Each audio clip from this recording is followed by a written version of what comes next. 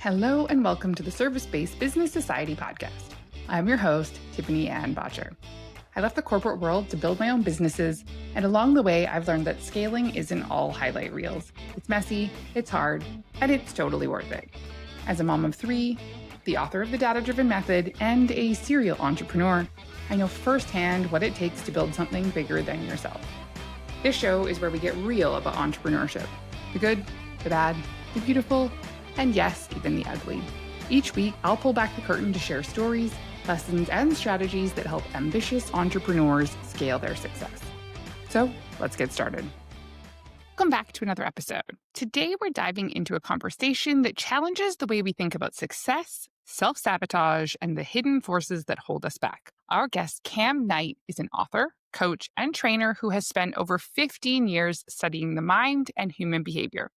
He has written multiple best-selling books on topics like memory, concentration, and productivity. He has traveled to more than 100 countries while helping people reprogram their thinking for success. I'm sure with this intro, you know exactly how excited I am to have Kam here on the show. In this episode, Kam shares his unique journey from CPA to self-published author to developing powerful techniques to helping people release deep unconscious blocks. What he calls the equivalent of 2 years of therapy in just 2 hours. We'll explore how emotions and unconscious beliefs can quietly shape our decisions, create resistance to change, and keep us stuck even when we know what to do. If you've ever felt like you're working hard but still running into invisible barriers, or you're curious about how self-talk, memory training, and emotional release can unlock new levels of growth, you will not want to miss this conversation. So, welcome to the show, Kam. Thank you very much, Tiffany-Ann. I'm happy to be here. I was super excited when I was checking out your website because your kind of spectrum of things that you cover are all such interesting topics that all are connected but unique. And I love the variety and the depth of what you were talking about. And I just was like, I can't wait to talk about all of these different things. I was like, we can't do a 3-hour episode, so we're gonna have to stay on track. But super excited to have you here. I'm curious how you kind of found your passion in all of these pieces. Okay, so interestingly enough, I wasn't doing what I am doing right now, as is the case for many entrepreneurs. I had that traditional route where I was conditioned to think I had to work really hard in school so I can get into a good college, and then work really hard in college so I can get a nice job. And I did that, and I was a CPA for quite a few years. And then at a certain point, I had an itch to write. It was an all-powering itch I couldn't resist. And I didn't know where that itch came from or why it was there, but I kind of reluctantly followed it. The reason I say reluctantly, because I was never a writer. I wasn't good at writing. In fact, English is not even my first language. But it was an overpowering itch. So I pursued it and I started writing and, writing books. Though after my first book, I wasn't confident in it, and so I kind of put it in the back burner and never even talked about it. But then a few years later, Amazon kind of opened up the gates to self-publishing. And so I took a couple of chapters from the book and I expanded them into kind of mini books and threw it out there. And interestingly enough, I had some good positive feedback. So that gave me confidence as a writer and that I had ideas people enjoyed or were willing to read. And so how my author career started was I would kind of throw out different ideas of what I want to write about. And I wouldn't write a whole full book. I would just kind of write a 30, 40 page book, throw it out there, and just see what the traction was.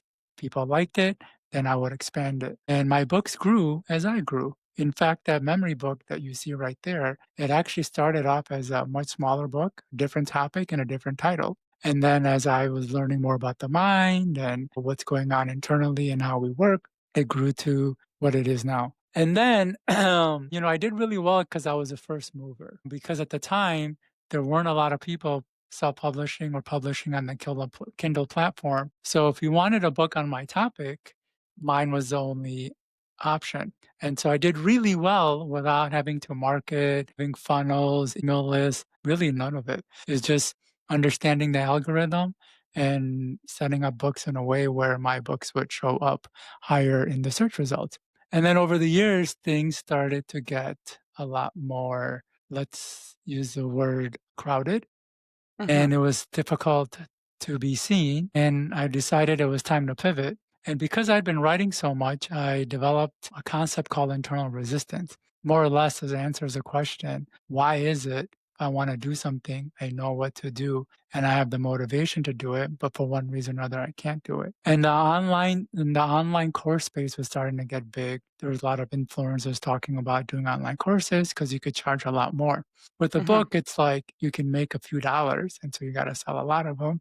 With an online course, you can charge a lot more, so you don't have to sell as many to make as much. And then COVID came and everybody started doing online courses. So I felt like the market got a little saturated and then it was time to pivot. So now I do this one-on-one. I wouldn't say coaching, it's a technique I've developed that helps people access the emotions around their deepest insecurities, including shame, undeserving, and I'm not enough, and to release it. And what I say is it's the equivalent of the emotional release you would get from 2 years of therapy in 2 hours. So, I hope this has been a good primer. Yeah, I mean, that's a pretty powerful statement. I like it. it is, and I've delivered, so that's the only reason I say it. Very cool. Very Yeah, interesting. So yeah, are you working with people virtually doing that? Is that an in-person? yeah. How do you offer that? I can do it either in person or virtually, but I find it helps to do it virtually because the person needs to be in a safe place where Mm, their unconscious can feel safe to open right. up. So it has to be, quiet, no one else around. And the whole process is I don't coach or teach or give information. I help them guide them into their unconscious. And we do the work in the unconscious level. Because when I was doing my own work and doing my own healing and growth, I hired a lot of coaches, went to a lot of seminars, did the therapy route as well. And people were very quick to tell me what my issue was and what I needed to Mhm. do to resolve it or get over it.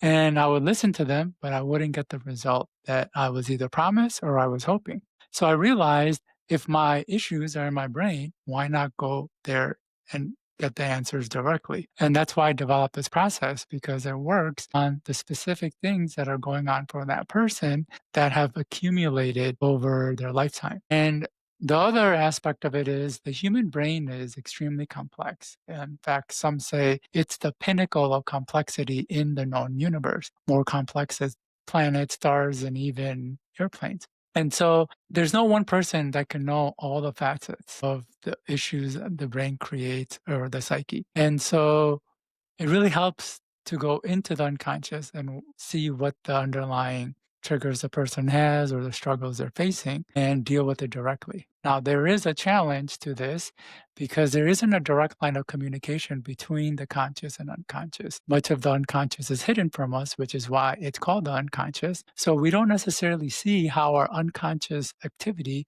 affects our conscious thoughts and behaviors. So I'm sure you're kind of getting a little bit of insight to that in the therapy you're doing. And so, with this process that I developed, I figured out a way to disengage the unconscious so we can, the barrier between the conscious and unconscious, so we can access it more. And when we do that, again, it's like, which is why I can deliver on the statement of emotional release of 2 years of therapy in 2 hours because we're going directly there. Interesting. Yeah, it's pretty Yeah, it fascinating stuff. It's actually quite wild when you go down there. right. When it's outside of your purview. So I mean, I come from the accounting space, so I'm like CPA. I'm like, okay, this is you're in my wheelhouse there. But Yeah, then when you start talking about like unconscious, then I'm like, okay, now I'm fascinated. This is definitely not something I understand. But I yeah. would you say a lot of people, maybe those that feel like they've done all the right things and they've tried to work through some of these challenges and there's just some kind of sticking point and they can't figure out what it is. Do you think that perhaps it could be something more in that unconscious piece that they need to work through and maybe it's not just so easy as doing one more thing? Yeah, 100%. And like, there isn't even a single doubt in my mind that that's what's going on. And the clients I have and the people who really benefit from my work are those people who have tried everything. In fact, I'll have clients and they'll say, "Oh, I've done so much work around this area." But they've done it consciously. And I don't like to say or negate their efforts because I know what it's like to really like put a lot of effort into something, especially the inner work, because I had done that. And then for someone to say, oh, well, there's more to it, it just kind of negates all of our effort, or it's kind of exhausting to know that there's more work to it. Hmm. And time again, when we actually go into the unconscious and do the work, every time they're like, oh, yeah, everything I've done was really just a drop in the bucket. And it comes down to two main reasons. One is a lot of our work is in the unconscious level. And if we're not doing it a lot of our work is at the conscious level. And if we're not doing it at the unconscious level, we may not be seeing the results or as much as we possibly could.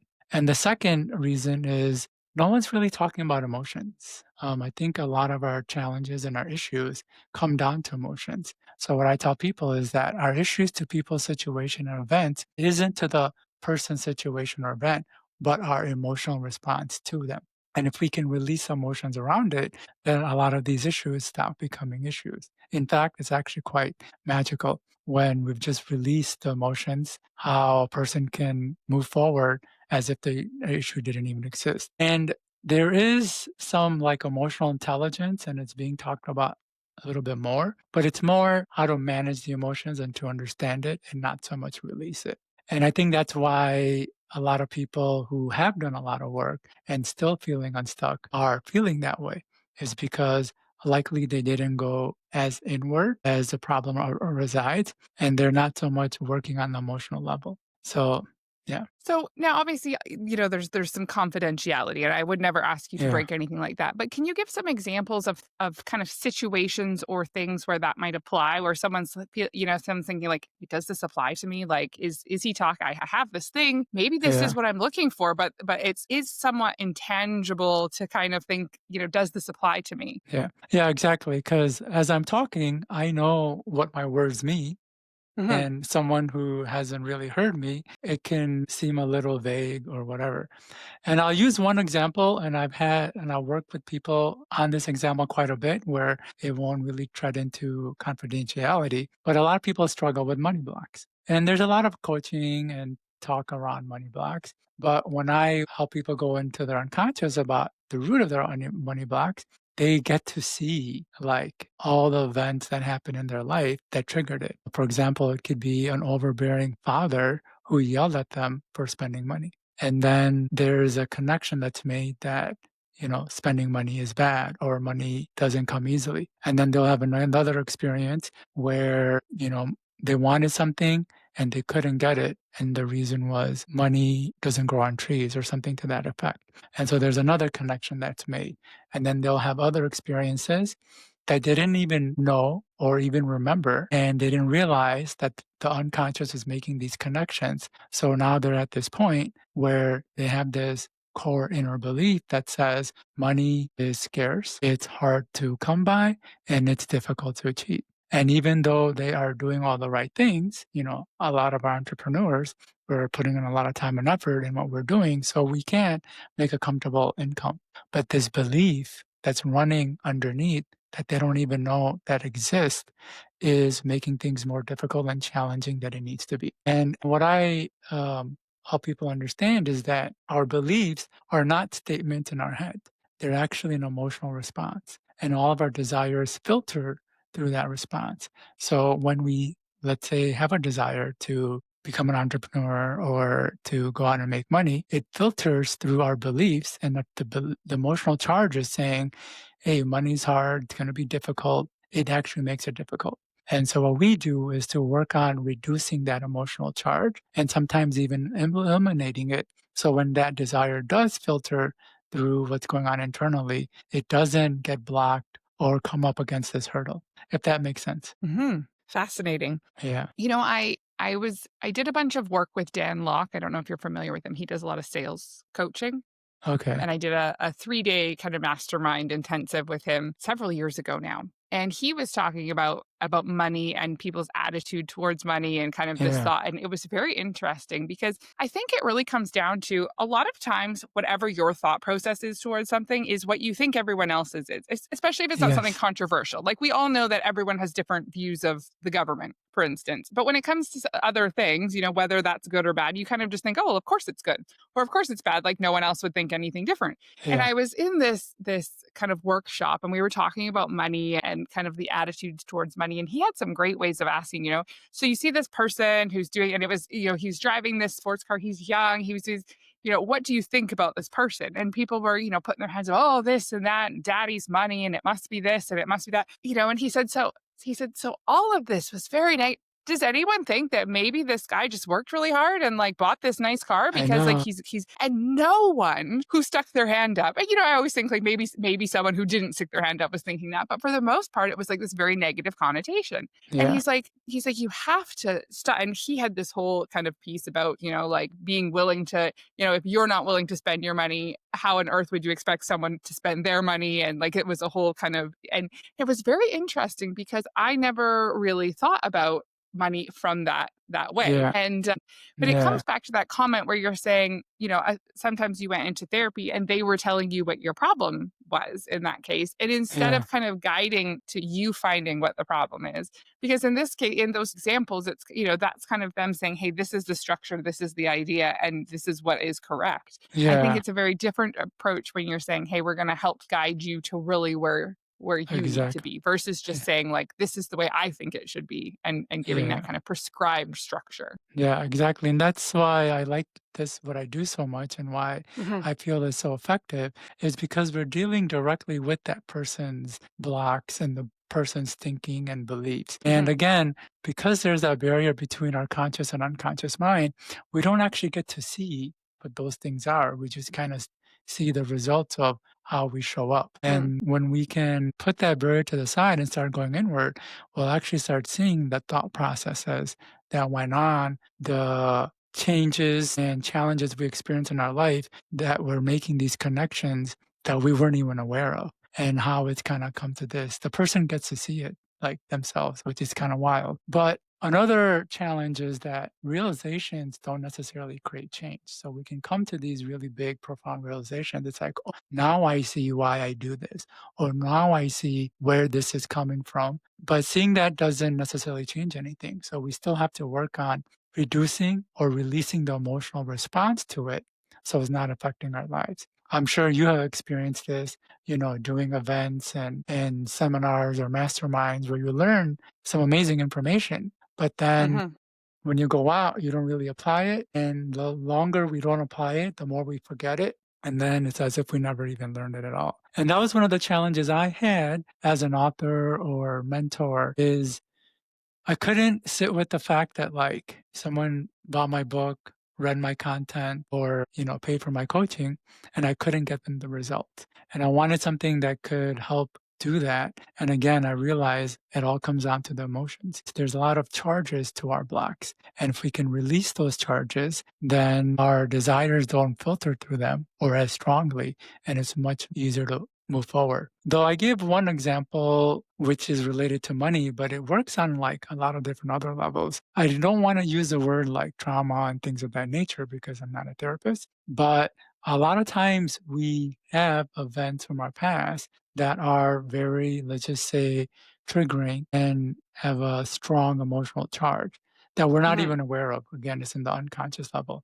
And we don't, because we're not aware of it, we don't realize how much it's affecting our thoughts, decisions, actions, and reactions in terms of the people that we're choosing, the people we end up staying with, even though they're not healthy, the choices that we make in terms of career and money and health and all of that. And it's all kind of driven by what's going on underneath that we're not seeing. And so when we do have a desire to go out and make a change or to grow and take the next step, and we're not able to, the answers that we normally get is, I'm not good enough, or I'm lazy, I don't have what it takes. But the reality is, there's all these inner workings that's actually kind of like a ball and chain holding us back or making progress much slower than it needs to be. Right. So do you help people figure out what those blocks are that they need to work on? Or do they need to come to you with hey, I think I have a money block, or I think I have a block related to this situation from 20 years ago? Do you help them determine what those might be to get started in the right direction? Or is that something that people need to come in with some kind of idea about? No, people don't necessarily have to have too much information. A lot of times people come to me because they heard from someone, a past client, what a big shift or a big result they got. And then they're kind of curious and they come to me without really knowing what they're even getting into. And this is kind of challenging when we're working with the mind, especially the unconscious mind. The unconscious mind is very susceptible to suggestions. So when starting, I don't give out too much information of how the technique works, what we're going to work on, because I don't want to suggest anything and it Mm, come up when it wasn't even there. And right. so the real goal is just kind of going into the unconscious and just seeing what comes up, what gets triggered, and what those things lead to, and kind of going down the rabbit hole. I know it's kind of cryptic and it's maybe general. Um, yeah. So a person could come to me with the kind of a general idea. They're like, you know what? I'm trying to do this program. I want to become a coach, but I'm stuck. So they might not know. They might not know it's because of, past events, that it's money related, self-esteem related, or what. And so based on what their goal and desire is, we go into the unconscious and we kind of see where a lot of the underlying issues are. And sometimes people do have a very specific thing. It's like, oh, I had this thing happen and it's affecting me. And then we can just go directly there and work on the emotions around that situation. Right. Very interesting.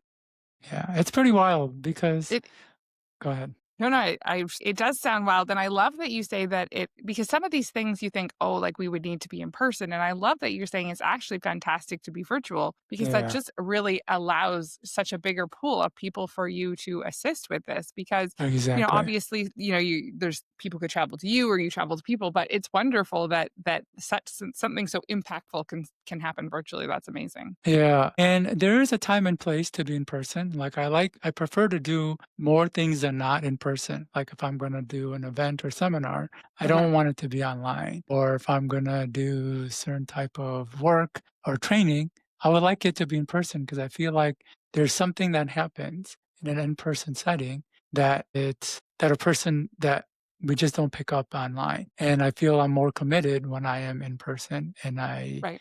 see the results or I stick with the information I've learned to the end much more than if I do it online.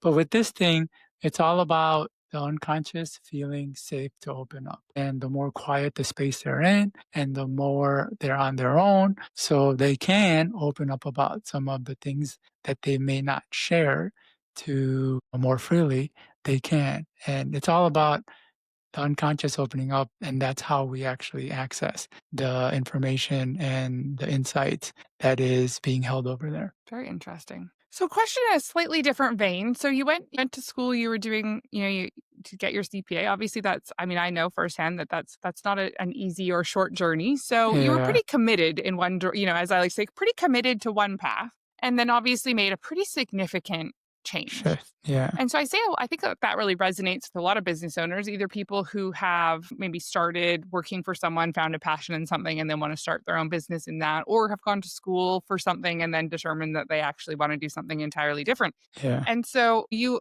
obviously have a great story of how that works out and is fantastic and inspiring. Were there people along the way in your life that maybe criticize that decision to say, "Hey, I'm actually going to stop being a CPA," which is kind of that numbers analytical, yeah. and say, "Hey, I want to be an author. I want to go and write things." And how did you deal with those pieces along the way where or did everyone was everyone kind of on board thinking this was a great idea? It's interesting. People think when we do something new or different that there's going to be a lot of naysayers. And a lot of media talks about the naysayers, especially if you are following a lot of personal development.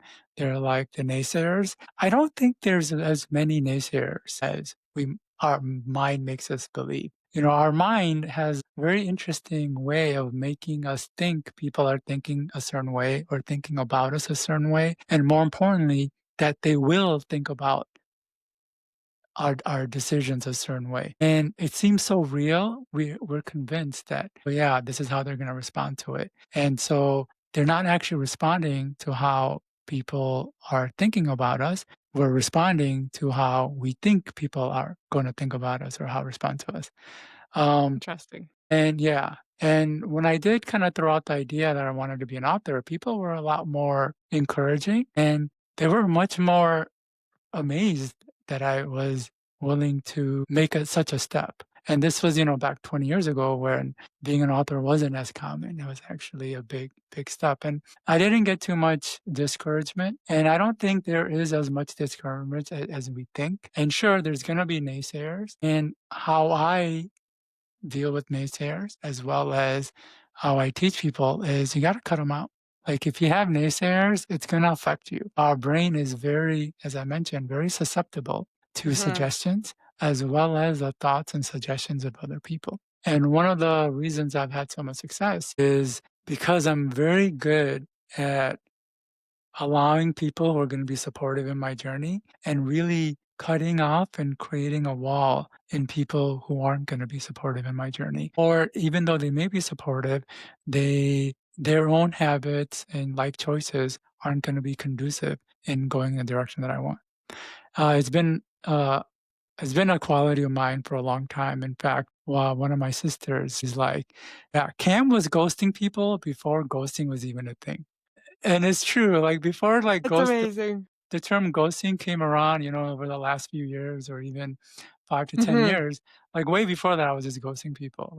When I wanted to move to the next level, go in a different direction, I would let people know what I was doing, but if anybody I could just sense was gonna hold me back or just their thinking, their own habits, their own beliefs was gonna make it difficult, I kinda put a barrier. And I regularly will, block people or cut people out. In fact, that same sister who said that, I have recently ghosted.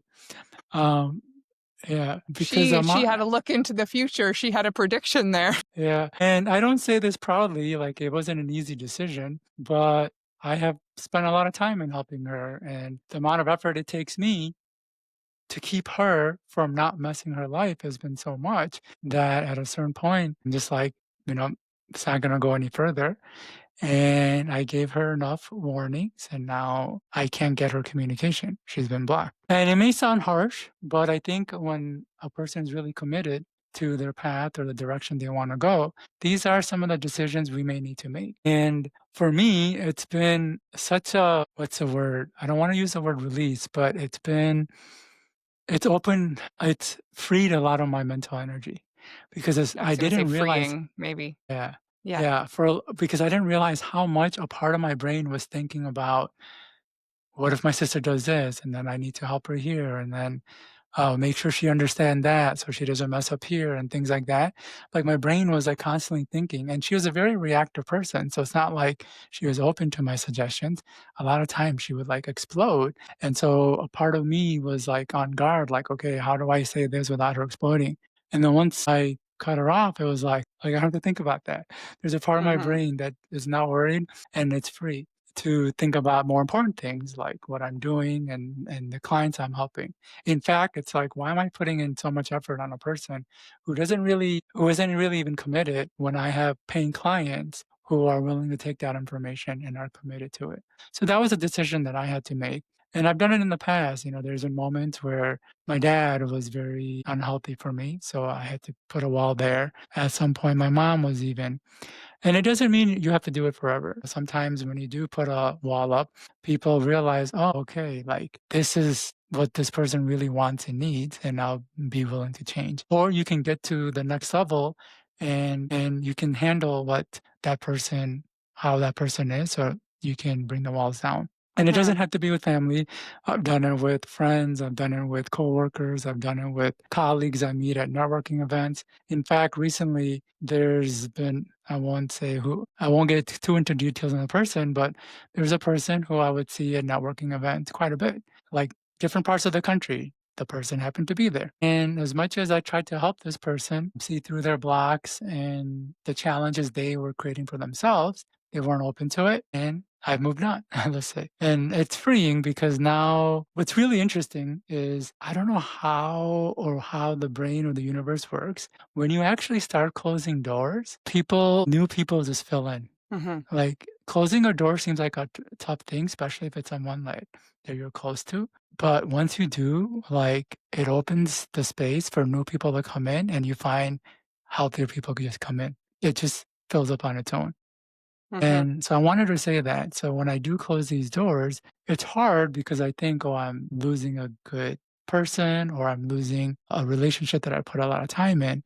But you'll be surprised at how quickly someone new and better just kind of shows up. Yeah, it's funny. It makes me think so years ago. I mean, I'm like in my teens. My mom used to watch Oprah, the like talk show. Yeah, And there was some kind of episode about, toxic relationships. And I remember, I honestly could not say a single thing from Oprah except for the gift giving and this one thing that she talked about. And that was, they were talking about toxic relationships and the theory of like if you went to the buffet and you were already full, like if you arrived at the buffet and you were not hungry, you were full, that you were not gonna find your most amazing treat on that buffet. And that this yeah, theory of, like letting go of people who were not the right fit or whatever, even if you were thinking, they'll be fine for now. I'll keep an eye out for something better, but you hadn't yeah, actually let go of the previous person, that you were never actually going to find that next right person, that instead you were. And I mean, they were talking about relationships, but I think it applies in friendships, business partners, yeah,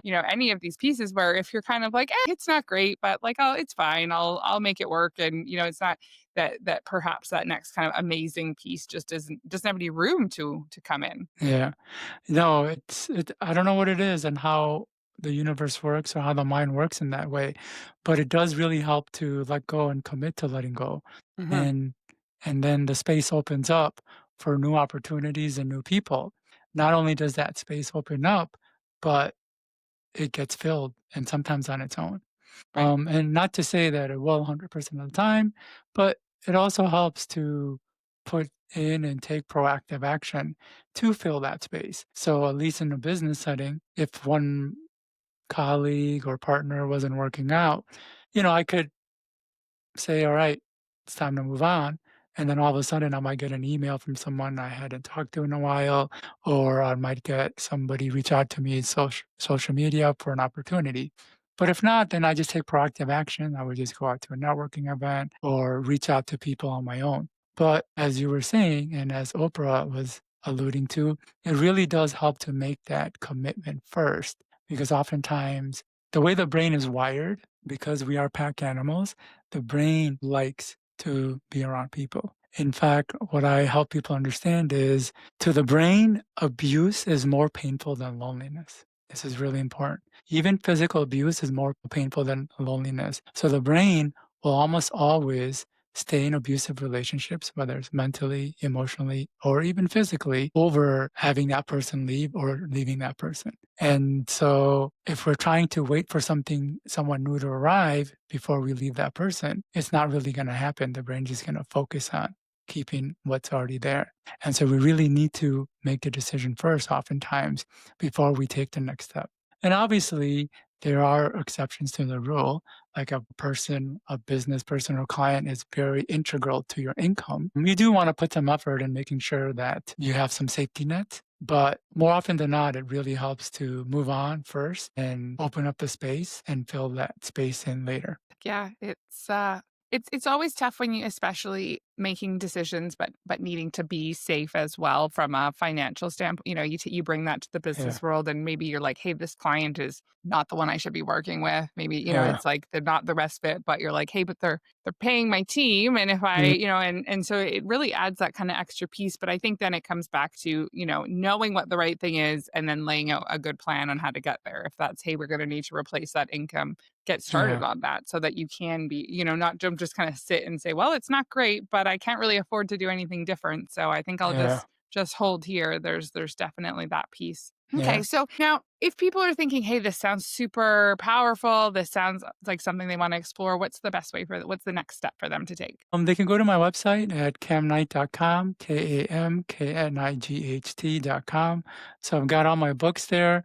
I have a course called Conquer Internal Resistance. It's a deep dive into how the brain holds us back and is actively working to hold us back. But if the person wants to do the one-on-one work with me, where I guide them into their unconscious and we do the work there, they can just reach out to mentor, at kamknight.com. And I can give them more details, see how it works, talk through what it is that they're looking for. And then we just go from there. Interesting. I will definitely drop the links as well in the show notes. That's fantastic. So, if you had one tangible tip for someone to implement today that would give them, some kind of progress right away, what would that be? For me, it's always comes down to self-talk. And that's because, as I had mentioned earlier, anytime we're trying to make a change, we have to try to change the unconscious. If we do it at the conscious level, it's not only hard to do it, but the unconscious resists and we fail more often than not. And there are many ways to do the work in the unconscious or to work on the unconscious or to rewire the unconscious. One of them is with the method that I talked about. But something that's more simple is self talk, which are statements that a person repeats to themselves of the change that they want to have or have happen in their life. For example, if someone wants to improve their memory, they would repeat statements like, I have an excellent memory. I easily remember any information that I choose. Now, on the surface, repeating such a statement may not seem like it'll do all that much, but it's huge. And that's because words are powerful.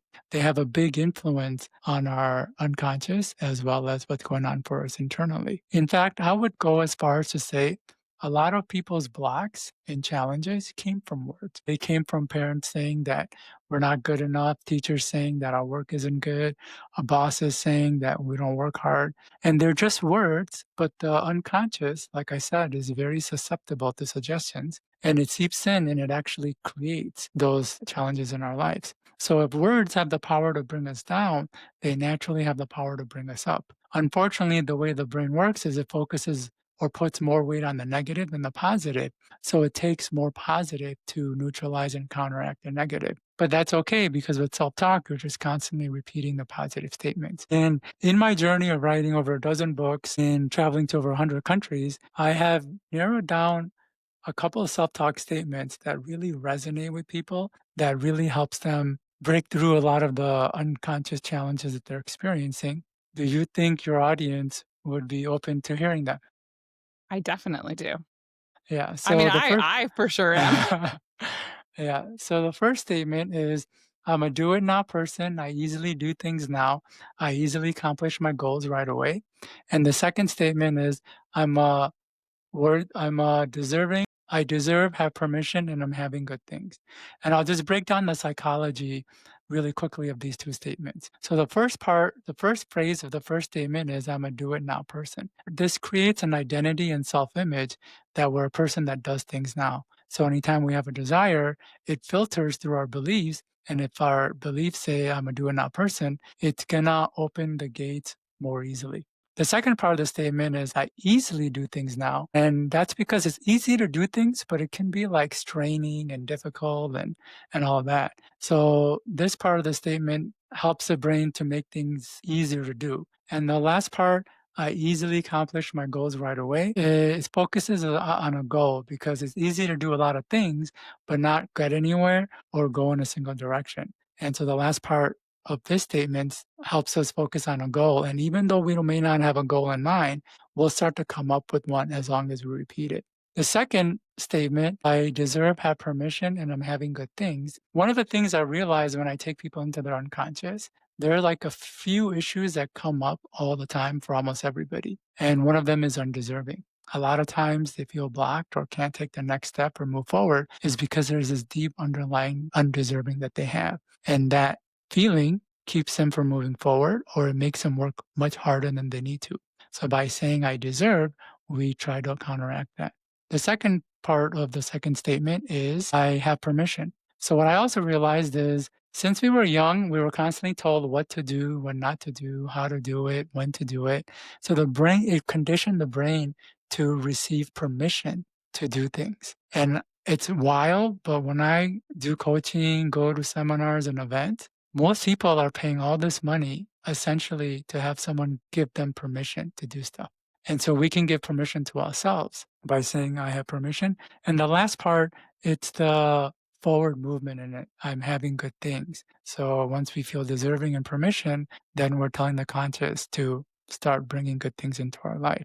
So to summarize, if a person can repeat, I'm a do it now person, I easily do things now, I easily accomplish my goals right away, and I deserve, have permission, I'm having good things, it can help with what's going on internally to the point where they're starting to take more action, more focused action that gets them in a specific direction and in an easier way because these feelings of undeserving and permission aren't holding them back.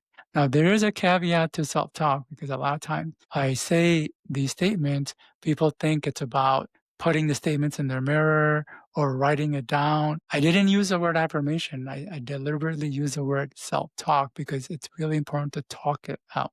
We can talk it out in our heads or we can talk it out loud, but it's important to verbalize the statements. And the more the person does it, the more changes they will see in their life. In fact, the reason I go with self-talk is because it's so easy. You could do it while you're laying in bed, in the shower, cooking, cleaning. I literally self-talk all the time. When I'm driving, I'm self-talking. When I go to bed at night, there's that moment of 15 minutes to 30 minutes where you're just kind of like staring at the ceiling, just go into self-talk. In the morning, there's another 30-minute moment where you're trying to get enough energy to get out of bed, just go into self-talk. And the statements have already been created. It's very universal, and it really hits on what not only our challenges are, but what we're truly seeking. And if a person can do that, I promise they will see big changes. Amazing. It sounds so simple. There's very, in the business sense, barriers to entry. I mean, anyone can do that. And I love that can be so impactful for something so ultimately simple. Yeah, very simple, hugely impactful, because when it comes to resistance, it's important to do little things that get big results. This is the littlest thing someone can do to get big results. And I gave a caveat that it has to be spoken. I'll just give one more caveat. It helps to be consistent and keep doing it even after we get results. Because a lot of times my clients will get results. They'll text me like, this self-talk is amazing. And then they're seeing progress and then they stop doing a thing that's giving them progress. So make this something that you do until the day you die and you'll see your life magically change. I love that. And thank you so much for being here. What an amazing bunch of value to share. I think so many impactful pieces there. And I'll be sure to drop those links in the show notes for sure. Yeah, thank you again for having me. I really enjoyed this conversation. That's all the time we have for today, but the conversation doesn't stop here. Be sure to subscribe to the Service-Based Business Society podcast on all of your favorite apps. And if you're hanging out over on YouTube, search for Tiffany-Ann Botcher. Your likes, comments, and shares don't just help the show, they help more entrepreneurs find the real stories and strategies that they need to scale. Until next time, keep pushing, keep building, and I'll catch you in the next episode.